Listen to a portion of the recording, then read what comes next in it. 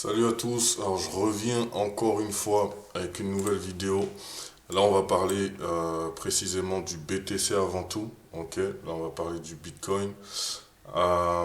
Depuis la dernière fois, je vous avais dit que le Bitcoin, je le voyais bien du coup redescendre, retracer du coup toute cette trendline du coup qui est en mode complètement bearish, ok?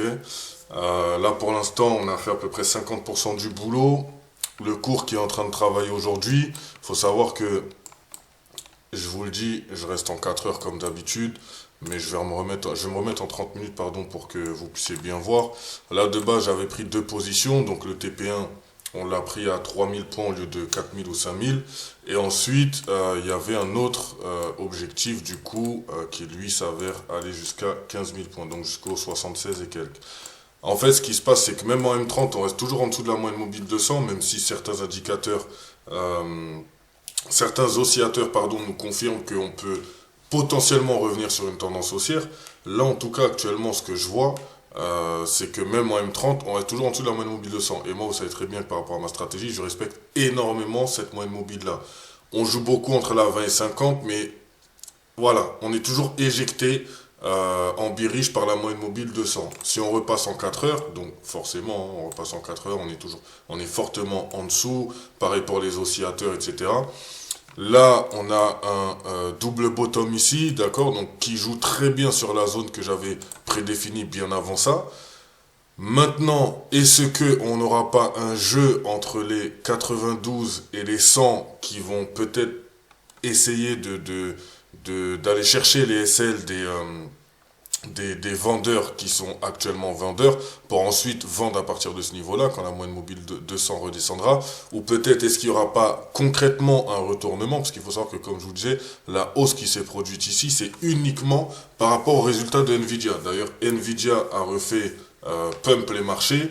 Je ne sais pas si vous avez vu hier les résultats, on les a vus illico presto, les cours de tous les actifs financiers, en tout cas 80% des actifs financiers, pardon, majoritairement sont repartis à la hausse. Et justement, c'est de là qu'on peut justement définir si on aura une période d'oscillation entre deux prix ou si justement on aura complètement un cours qui sera complètement dessiné et surtout qui va respecter du coup la tendance actuelle dans laquelle il est. Là actuellement on est sur une micro tendance baissière, en tout cas en court terme on est en baissier, mais en tout cas en long terme on est toujours sur une période d'hésitation, d'accord, parce que là c'est vraiment la bataille entre les acheteurs et les vendeurs. Et voilà, on peut pas définir parce que là ça a monté, allez on va remonter, etc. Non, il y a plein d'indications et d'indicateurs à prendre en compte et ça faut pas le négliger. Et comme vous avez très bien vu, regardez où est-ce qu'il rebondit, toujours encore une fois la moyenne mobile 200, la moyenne mobile 200 qui arrive dans ma zone et comme vous le voyez très bien, c'est une zone qui a déjà été travaillée auparavant et encore ici on la retravaille ici, on la retravaille ici, encore une fois, puis encore une fois ici, puis c'est une grosse zone. Donc la zone des 93-90, gardez-la en tête parce que c'est une zone qui va vraiment nous donner des indications, en tout cas pour les tendances à venir, qu'elles soient longues ou à court terme. Concernant le GBP JPY, bah du coup je suis bien dégoûté parce que on avait pris le TP1 donc à 1000 points, puis ensuite là on s'est arrêté à 2753 d'ailleurs tout à l'heure.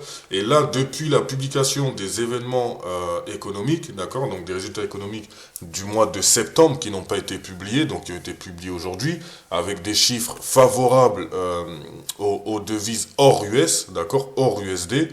Là voilà, vous le voyez bien, on a une bougie quand même de presque 1000 points, la bougie. Voilà, donc on part de 25 562, on arrive au plus haut à 26 463, donc on a clairement 900 points. Voilà, une bougie de 900 points qui peut nous faire penser que justement ma prévision depuis le début, comme quoi on allait retourner au point le plus haut à 208 155, s'avère vrai. Maintenant, à voir. Il y a aussi pas mal d'indications au niveau des oscillateurs, donc MACD ou MACD pour ceux qui l'appellent MACD, le RSI, etc.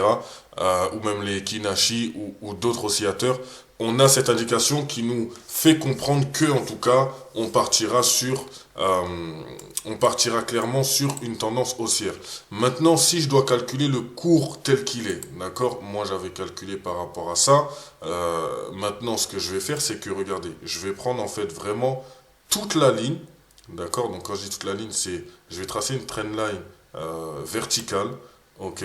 Donc du point le plus bas jusqu'au point le plus haut avant mon Fibonacci. Il faut savoir que je prends le point bas avant le gap, etc. Et sachant que le gap, n'oubliez pas, il n'a pas été comblé à 100%. Ça, faut pas l'oublier, parce que le jour où il y aura une chute, je pense qu'on reviendra dans ces zones-là. Mais ça, on en reparlera plus tard. Ensuite, ce que je vais faire, c'est que je vais cloner, du coup, ma trendline. Et à partir de là, ok, à partir de là, je vais prendre même cette mèche-là pour rester un peu plus raisonnable. Ou alors si vraiment je dois prendre la cassure en elle-même, donc mon point d'entrée, d'accord, parce que on a complètement une trendline baissière qui se dessine très très bien. Ok, donc là on arrive quand même au niveau des 211. Ok, donc là on aura encore un plus haut que les 208, 155 qu'on a eu auparavant.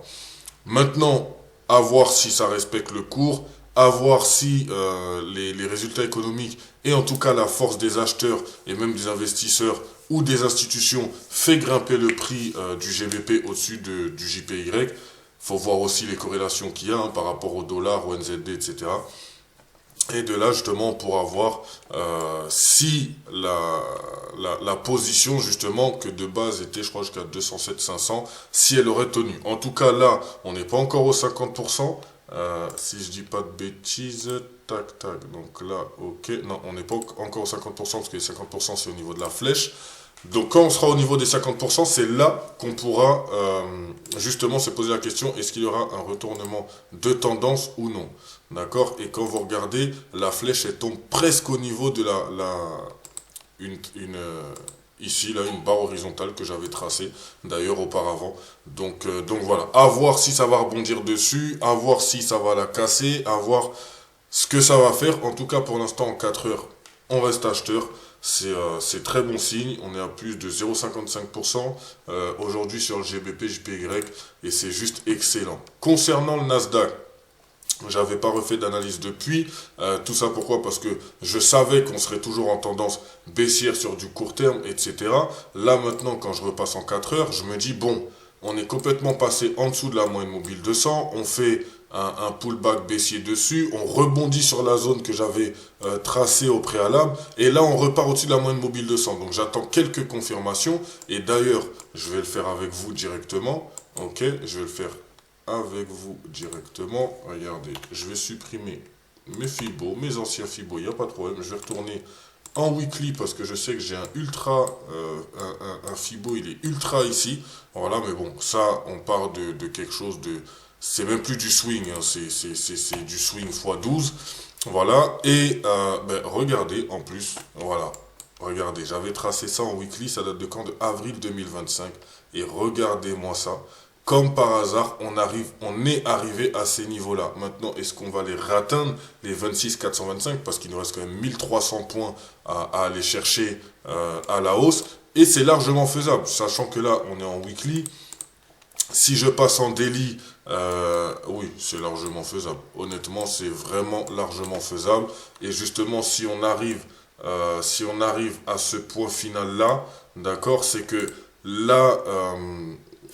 comment dirais-je, c'est que la stratégie a été respectée, c'est que le plan a fonctionné et c'est surtout que j'avais bien vu par rapport au cours qu'il y avait. Ok, mais bon, ça c'est pour le mois d'avril. Maintenant, on passe sur le gold. Le gold sur lequel j'ai pris une position 2 minutes avant les résultats économiques. Pourquoi?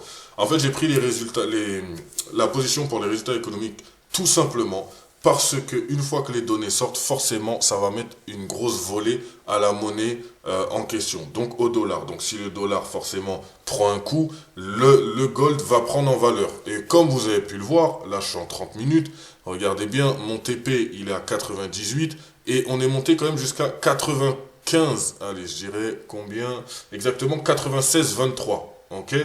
Et donc on est à 2 points. Aujourd'hui, là maintenant, en tout cas, là maintenant tout de suite, rien ne m'indique que on va complètement casser la moyenne mobile 200 parce qu'on ne l'a pas cassé, mais c'est un risque à prendre, d'accord? Ça fait partie de mes plans un peu fun, si je peux dire ça comme ça, mais en tout cas, par rapport aux résultats qui sont sortis, croyez-moi que le dollar a tout de même pris un coup, qu'on le veuille ou non, et justement, je pense que justement le prix du gold va jouer dans cette zone-là, d'accord? Donc entre les 40,94 et les 40,68. C'est une zone qui va être travaillée. encore et encore, peut-être même jusqu'à demain, peut-être même tout le week-end et peut-être même jusqu'à lundi. Et suite à ça, on verra où est-ce que nous mène le cours. Par contre, je pense que si on arrive sur cette zone-là, d'accord, donc toute cette zone-là, il faut savoir que c'est quand même une zone assez importante parce que comme vous pouvez le voir, regardez, si je prends un point bas ici, ça correspond à un point haut et on arrive toujours sur des zones importantes. Vous voyez ce que je veux dire? Les zones, elles sont jamais là par hasard, ok? Une zone n'est jamais mise au hasard, c'est tout simplement parce qu'on a le prix qui vient justement jouer sur ces valeurs-là. Là, aujourd'hui, on sait que cette zone-là, la zone des 45, 40-50, on sait que c'est une zone à fort potentiel. Donc forcément, si on va essayer, peut-être qu'on ira chercher là. Donc soit on va rechercher un achat, soit on attend des confluences pour une confirmation de tendance baissière, même si qu'elle est à court terme. Et ensuite, nous verrons jusqu'où ça va nous mener. Donc voilà pour vous, voilà mon analyse sur les vidéos par rapport au BTC, GBP, JPY, US100 et d'ailleurs le BTC, ben, voilà, on aurait pu très bien repartir, hein, comme vous pouvez le voir. Et franchement, je suis honnête avec vous, moi je pense même que on peut reprendre une vente pour essayer d'aller rechercher encore des niveaux plus bas. Tenez, juste pour le plaisir, je vais essayer de faire quelque chose comme ça, juste pour me dire, tiens, on va voir si ça va passer.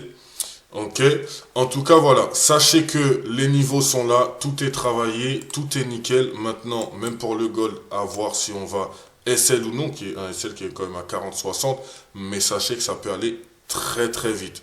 Ok, donc en tout cas pour l'instant, patience. Attendons de voir ce qui va se passer ben, sur le marché durant ces dernières heures. Et de là, nous verrons si nous continuons sur le même plan ou si nous changeons de stratégie.